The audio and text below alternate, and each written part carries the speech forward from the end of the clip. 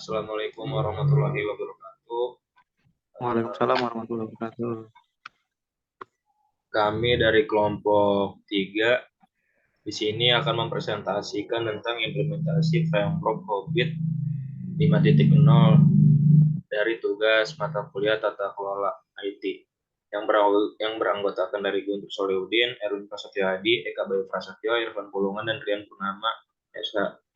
Selanjutnya akan dibacakan oleh Erwin Prasetyo Hadi. Saudara Erwin, silakan. Pengertian COVID. COVID adalah framework atau kerangka kerja tata kelola TI atau kumpulan perangkat yang mendukung dan memungkinkan para manajer untuk menjembatani jarak gap yang ada antara kebutuhan yang dikendalikan, masalah teknis dan praktik baik.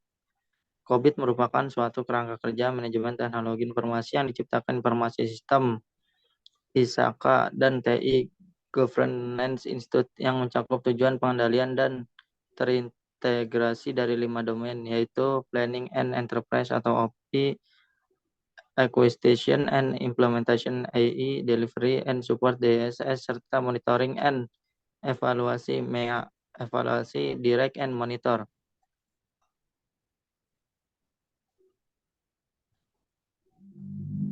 IT Governance mengeluarkan COVID-5 bagian dari ISAKA. COVID-5 sendiri merupakan framework yang sudah dilengkapi beberapa fitur terbaru yang dirilis COVID pada tahun 2012. Hal ini sebagai penyempurnaan dari versi terdahulunya yaitu COVID 4.1 yang dilengkapi 5 prinsip dan 7 enablers. Pada versi terbaru ini sangat terlihat perbedaan. Jika pada COVID 4.1 lebih mengarah pada tata kelola informasi, maka COVID 5 lebih berfokus pada tata kelola informasi sebagai kerangka kerja di bidang manajemen dan bisnis. Jadi pada dasarnya COVID 5 sebagai pengembangan untuk suatu tujuan pengendalian informasi dan tata kelola teknologi informasi yang dikelola oleh IT Governance Institute. COVID memiliki kerangka kerja yang menentukan pengendalian dalam bidang TI berdasarkan informasi yang diperlukan untuk mendukung proses bisnis dan informasi yang kemudian menghasilkan dari penerapan informasi sumber daya yang terbaik prinsip dasar COVID-5. COVID-5 didasari oleh 5 prinsip. Yang pertama, prinsip pertama meeting stakeholder needs. COVID-5 terdiri atas proses-proses dan enabler untuk mendukung penciptaan nilai bisnis melalui penerapan IT. Sebuah perusahaan dapat menyesuaikan COVID-5 dengan konteks perusahaan tersebut. Prinsip kedua ada covering the enterprise end-to-end. COVID-5 mengintegrasikan pengelolaan IT perusahaan terhadap tata kelola perusahaan.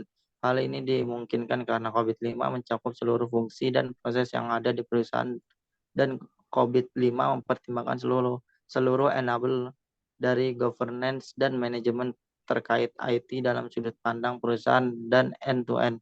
Artinya COVID-5 mempertimbangkan seluruh entitas di perusahaan sebagai bagian yang saling mempengaruhi. Prinsip ketiga ada apply a single integrasi framework. COVID-5 selaras dengan standar-standar yang terkait biasanya memberi panduan untuk sebagian dari aktivitas. IT COVID-5 adalah framework yang membahas high level terkait governance dan manajemen dari IT perusahaan. COVID-5 menyediakan panduan high level dan panduan detailnya disediakan oleh standar-standar terkait lainnya.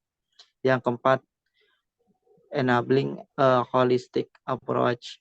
Governance dan manajemen IT perusahaan yang efektif dan efisien membutuhkan pendekatan yang bersifat menyeluruh, yaitu mempertimbangkan komponen-komponen yang saling berinteraksi.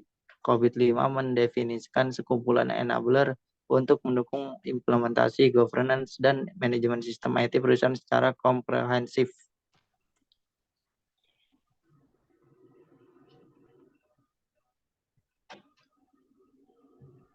Prinsip COVID kelima, separation governance from management. COVID-5 memberikan pemisahan yang jelas antara manajemen dan governance. Kedua hal ini meliputi aktivitas yang berbeda, membutuhkan struktur organisasi yang berbeda dan melayani tujuan yang berbeda.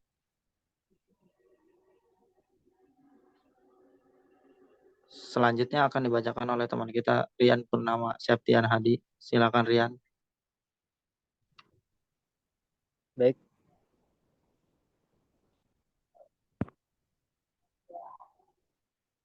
Domain COVID 5.0. Kerangka kerja COVID-5 berfokus pada dua area utama, Yang pertama, area governance atau tata kelola, sedangkan area yang kedua pada manajemen atau bisnis. Pada area governance hanya memiliki satu domain yaitu IDM, Evaluasi, Direct, and Monitor. Sedangkan pada area manajemen memiliki 4 domain yaitu APO, Elegant, Plan, and Organize. BII, Build, Acquire, and Implement. DSS, Deliver, Service, and Support. MEI, Monitor, Evaluate, and Assist.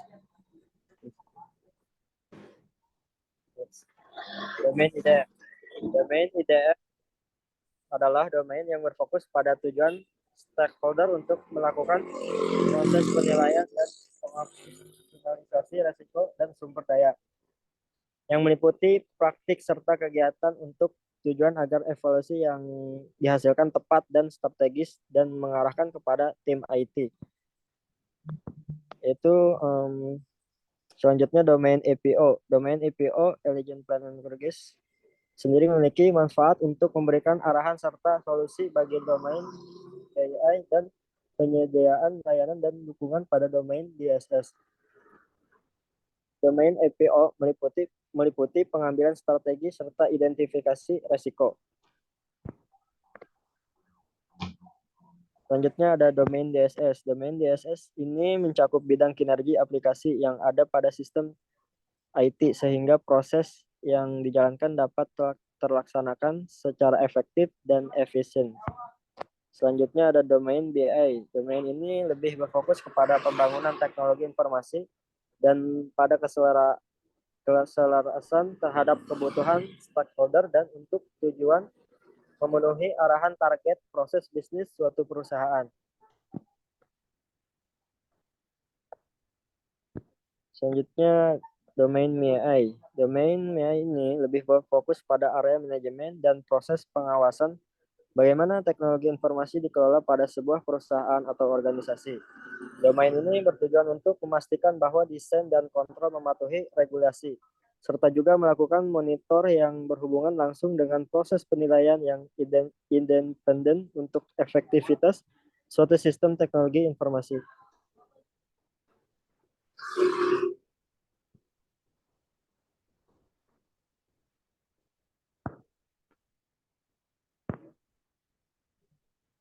Maturity level. Model kematangan maturity level sebagai salah satu alat pengukur dari kinerja suatu sistem teknologi informasi. Menurut model kematangan ini digunakan untuk mengontrol proses-proses teknologi informasi dengan metode penilaian atau scoring. Tujuannya adalah organisasi dapat mengetahui posisi kematangan teknologi informasi saat ini dan organisasi dapat terus-menerus berkeseimbangan dan berusaha meningkatkan levelnya sampai tingkat tertinggi agar aspek governance terhadap teknologi informasi dapat berjalan dengan lancar.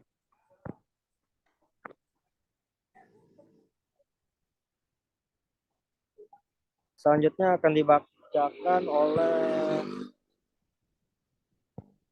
Irfan Pulungan.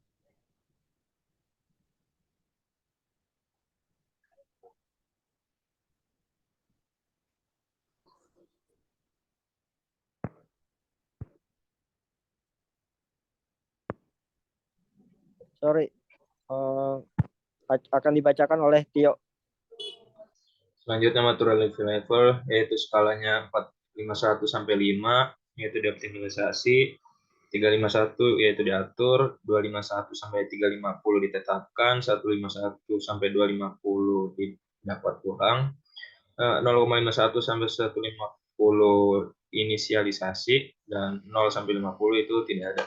Terima kasih, sekian presentasi kami, kurang lebihnya mohon maaf. Bila taufiq wal hidayah, wassalamualaikum warahmatullahi wabarakatuh. Waalaikumsalam warahmatullahi wabarakatuh.